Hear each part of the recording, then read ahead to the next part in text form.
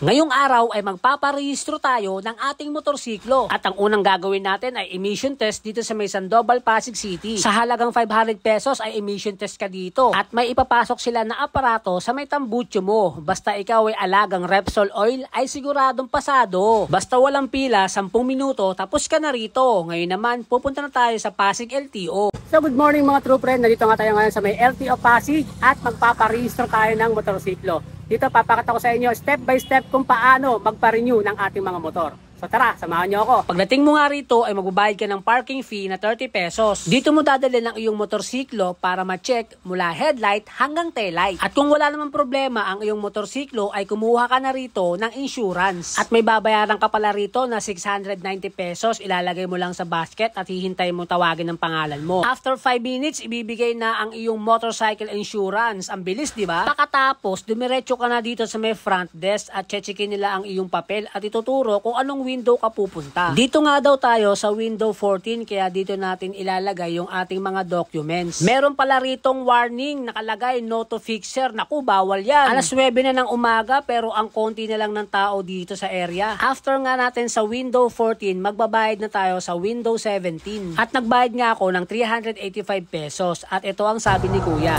Tapos na po, salamat. Thank you, sir.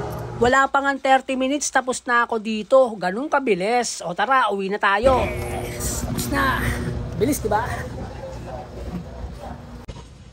Alright, so yun mga true friend. At ang nagastos natin ay 1,575 pesos only. So ganun lang kabilis. Kaya sa mga hindi pa nakarehistro dyan, magparehistro na kayo ng inyong mga motorsiklo.